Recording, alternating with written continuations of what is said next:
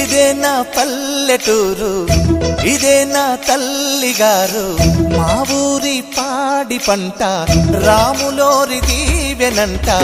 తల్లి గోదావరి నీళ్ళు కడిగె సీతమ్మ పాదాలు, ఊరంతా హాయ్ హాయ్ హాయ్, మనసంతా హాయ్ హాయ్ హాయ్. ఇదే నా పల్లెటూరు, ఇదే నా తల్లిగారు, మా ఊరి పాడి పంట రాములోరి దీవెనంట.